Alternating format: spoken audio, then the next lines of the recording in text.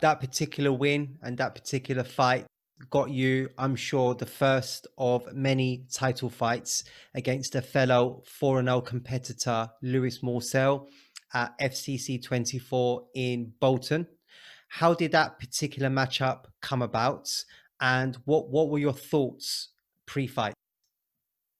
I can't remember. I think UKFC wanted to offer me I don't think it was a title fight. I think they just offered me a fight, and I think FCC just said that we've got a title fight for Sheldon if you want to take it.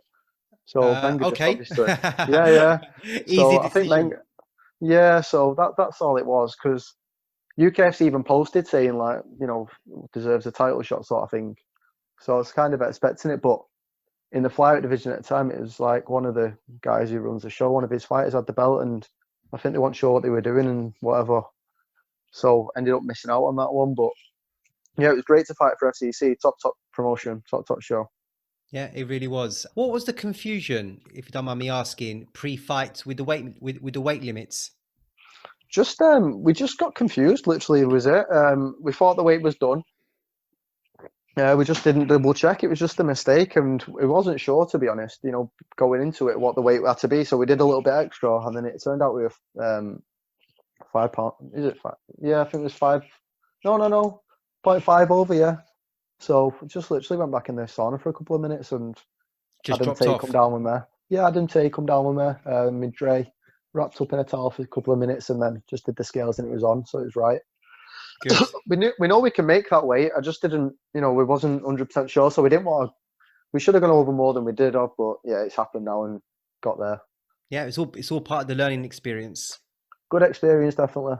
Yeah. And then up until that unfortunate moment at the end of the third round, whilst he was still in it, you would have been 3-0 up on the judges' scorecards. How did you feel the fight was going? Yeah, it was going to plan, to be honest. Yeah. Yeah, it was going to plan. I felt him tiring as well in the third. And the plan was to maybe finish him in the fourth or the fifth. I thought it would have come because he wasn't very active at the time, and he didn't throw much in terms of the stand-up. He was just throwing like sort of rangy, sort of long shots, like sort of with no sort of thought about them. So I thought sort of it was going to plan. It was comfort. Felt like I was, breathing well. Didn't feel nervous. It was cool. But then that's the things that can happen in MMA. It's just one of them things. It's do you know what? It's one of the best things that can happen to you, though, because it just highlights areas that you need to improve straight away. And that's what the fight's for. Like, you go in there to learn. Even if you lose, there's areas that you spot on the videos afterwards. Like, right, I need to work on that. My coach, he said to me straight after that fight, right, this is what you need to work on, blah, blah, blah. And we got back on it the next morning, and that was it. Well, literally the next day. Yeah, me and Dre got in the next day, watched the fight back. One of the lads videoed it, and then started going over some techniques. Yeah. Wow, amazing. So then he landed that ninja choke off a guillotine attack. Just explain for the viewers, if you don't mind, the error that you made. Just put my head to the wrong side. Yeah, you did. Yeah, put my head to the wrong side. As well, I seen it. To be honest, we sort of, if you watch the fight back, you can see him trying it in the second, and it's from a poor left underhook. If I would have had a better underhook once I've got him against the cage, it's not going to happen. But obviously, when I'm down his legs, I should have stayed on the double, or to be honest, I shouldn't have attacked. I shouldn't have attempted the takedown. But if buts and maybes, as long as you learn. Yeah, because you went for that single leg, didn't you? Yeah, I went for the single leg. Yeah, the wrestling was working well. The takedowns. So I thought I'd stay on it, and I felt fresh. So, but it was nice, man. It was a nice finish. Yeah, you can't take away from him. It was nice. It was nice. But I don't think he's competed since. I don't think so. No, I've not really been keeping an eye, but I've not seen any posters. No, he hasn't. He hasn't. Okay, so then on to your most recent fight against JJ Jones at Cage Warriors. First of all, that fight was originally slated for AFC 15. If so, what happened? I don't know actually, because Menga told me he got injured or something, but then he had a fight 2 weeks later, I think. I think so. I don't even know. I don't know the facts to it. The crazy Just world when, of the amateurs. yeah, you can't get too invested in it, or because it's just going to happen. Whatever happens, happens. Um, I've seen from like fighters in our gym, they get pure fights cancelled, and that was the first one for me. Whereas my friend Hussein, oh, I think he's had about 6 cancelled in a year. So I'm quite lucky to just have had the one cancelled. Yeah, he's gone to pro now, isn't he? Yeah, pro. He's doing well, but he just needs fights. No one seems to want to fight him. Yeah, I mean, I've seen you hold up pads for him. Yeah, he was hitting them viciously. Hussein, yeah. Oh, he's naughty. He's got Yeah, he naughty. is. Yeah, he's Yeah, he is cardio nasty, freak. Yeah, he is. He's a nasty. freak. Yeah, Yeah, he's yeah, nasty. because he's got that clean living. Yeah, very clean living. Yeah, eats clean. Yeah, lives clean. Trains all the time. Never stops. But he's good. He's good to be around, Hussein. He's always that guy at the end of the class that's doing 100 press ups, sit ups, leg raises, and squats. You know what I mean? And then he'll do 10 He makes you feel, backflips. yeah, he makes you Yeah, feel guilty, doesn't he? yeah. It's like I've got to stay here. I can't be going Yeah, home. yeah, a perfect teammate. Yeah, definitely. I just link up with him and do press ups with him, and just link up with the guys that are doing more. Like Randy at the Exactly. minute. Randy's coming in half an hour. Well, I've been training, like with him, so he's been coming in half an hour.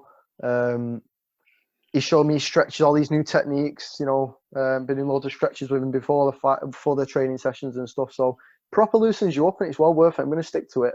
He has like a little bit of a sequence he goes through. So I'm just picking that up off him now, and then obviously stay behind with Hussein. You end up getting like, quite a lot in. Good, good. So then back to that fight with JJ Jones. That was a huge occasion. First of all, how did it feel to put on those yellow gloves? And also, how did it feel having Mark Goddard, who is currently over in Fight Island and certainly one of the best MMA referees in the world, who has also refereed Pietro in the past, refereeing your fight? Yeah, well, the gloves are obviously iconic, aren't they? They're just iconic gloves. Yeah, I was happy to get a pair that I hadn't had to buy. Like these are mint. They're even better that I didn't have to buy them. Yeah, But in terms of Mark Goddard, yeah, he's a legend, isn't he, of the sport? Just a living legend. Just a class ref. He knows what he's yeah. doing. Yeah, but when you're fighting, you're not really thinking about that, in the cage. Like I didn't even know it was Mark Goddard before the fight, to be honest. Just went out and was like, "Oh right, ayo," But no, he's a sound guy, good ref as well. Brilliant, ref. You started that fight dropping him with a calf kick. I've noticed that's something that you like to throw at the start of your fights, and a kick that we're seeing more and more of in the UFC. Just how effective is that kick?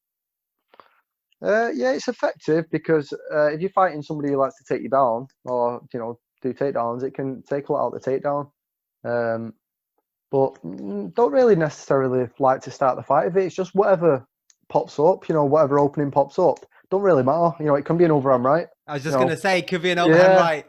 yeah. So you don't know. You just don't know. It's just whatever the setup and how you're feeling, and if he wants to sort of feel his way into the fight. If he doesn't, like JJ didn't really want to feel his way in. So it's the way he ran at me. It was just the perfect angle to just kick him. Yeah, Kick him and drop him. literally. Yeah, I just see him running. I was like, yeah, he's getting booted. Is that from your football backgrounds? Definitely. So then in the second round, he came out really aggressive and determined to take you down and go for that rear naked choke. You, on the other hand, stayed calm and composed and ended the round landing some nice shots. How much of that composure do you owe to experience? Yeah, owe a lot to experience. Owe a lot to Menga as well, though. Even if just by watching that fight, just listen to him talking, because there's no commentary on that one. If you just listen to him talking. I'm literally just following his instructions. Obviously, I know what I'm doing, but he just talks you through instructions. So it's about your corner team, but obviously the experience that we've gained from doing all of them rounds. For like, what is it, 4 fights, we've done the full distance.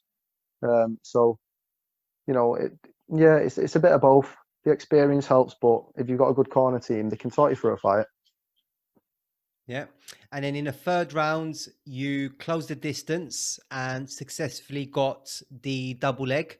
And then you just literally smothered him. He tried a Yeah. couple of knee bar attempts, but to no avail. A clear round in your favor. How much of a big deal was it to get back to winning ways and on such a high profile cards? Wasn't such a big deal getting back to winning ways because I'm not bothered if I lose, because you learn anyway. It doesn't matter. There's people that you have a bit of an hard start to MMA. It doesn't matter. Doesn't matter as long as you're learning every time. It doesn't matter. Yeah, the occasion was big. Yeah, because it was Cage Warriors' first time in Manchester. That's right. Yeah, so it was a big night, and there were some big names on the card as well. Some top performances as well. But yeah, it was an honour to get on Cage Warriors. Like I said, I was only watching it on TV 3 years ago. I wasn't even training, wasn't even doing MMA, and then to get on it in short period of time was good. It was good. It felt like all the hard work and every hour, it's paying off. Have you signed any autographs? No, not yet. Not yet. Well, Not yet. I wound my mates up a few times saying I'll give them a signed autograph for the birthday and that, but that's about it. Awesome. All right. So now on to your Flash Fives, which is the final segment of the show, Sheldon. And I'd just like to reiterate my thanks for your time. No, thank you. Thank you. So, Flash Fives, for anyone not familiar, Sheldon, I will ask you 5 questions and you very simply give me your best answer, mate. Is that okay? Yep, no worries. All right. So, number 1, Sheldon, who would you love to compete against, either dead or alive? Alive, Mighty Mouse. Oh, yes. Yeah. And then dead, was there one you were going to give us or not? Dead. Don't really know too many, to be honest. Fair enough. No, just okay. I wasn't really that into the sport at that time, and luckily enough, half of the ones that I've been following haven't had a chance yet. True. Okay. So your ideal way to finish an opponent? In 10 seconds. In 10 seconds flat? Yeah, 10 seconds. How? Have a pint. Have a pint as well? Yeah, straight after. Gotta have a victory pint. Of course. Yeah, probably, it don't really matter. Honestly, it doesn't matter. Every shot's as good as every shot if you know how to throw it. Give us one. I'd like a left body kick. A left body kick. Okay. Yeah, I like them. I like them. Okay. I've been dropped a few times early on in the sparring sessions off like a few of the coaches, and when first starting, and it's just a nice one to feel, early on. Yep. Okay. Yeah, nice one. And then the best combat sports fight you've seen? I'd probably say Bisping and Anderson Silva. Yeah, that was in London, wasn't it? Yeah, it was in London, and that was a top fight. That, yeah, it was just a mix of emotions, during the fight as well. Because I wanted Bisping to win, because he's from Manchester, obviously. Of course. And it was going to be a tough fight for him, because Anderson Silva was ripping everyone's head off. But Bisping, to get dropped. Was it the third, and then he come back in the fourth? Yeah. So yeah, that's definitely the best fight. How did he come back? Yeah, I was gonna say, how did he survive that? It's mad, isn't it? He come back against Anderson Silva. It's just you imagine the odds for that. I believe his next fight after Anderson Silva was against Luke Rockhold. Was it? Yeah, for the belt. For the belt. Yeah, 'cause I remember there's one in Manchester. I think that was after that. Yeah. He fought Luke Rockhold, didn't he? He levered Luke. Oh, a nice fight. He went in too confident, didn't he? Who did? Oh, Luke Rockhold. Yeah. He admitted it at the end that he was just super, because obviously that was their second fight. You could see it though. It was just like it's like a show rather than honesty. You know what I mean? It was like just playing up for the cameras. He didn't actually believe it himself. No. Yeah. So just when you mentioned about believe, I remember the press conference when Luke Rockhold was like, "That's how you put yourself out there. You believe it, and you achieve it." and that's what I do. I know what I'm going to do. I know that I'm better than this. Sounds like I the know worst that I'm going to self-help knock him book you've out. ever read. Conceive, believe, achieve. Shut the f*** up. That was class. What superpower would you choose to have, Sheldon? Shapeshifter. Yeah, shapeshifter. Got to be a jack of all trades, aren't you? Exactly. That's a Yeah. new one. I like that. I really like that one. Got to be, yeah. Had a chat about, yeah, definitely shapeshifter. Okay. And then finally, the best finish to a fight you've seen. Probably. I'd probably say the Bisbee Silver one. It's tough to go with that just because of I was watching it, you know, at the time, and the emotion that was in it. It was a good fight, man. You know, I was drawn into that fight when I was watching it.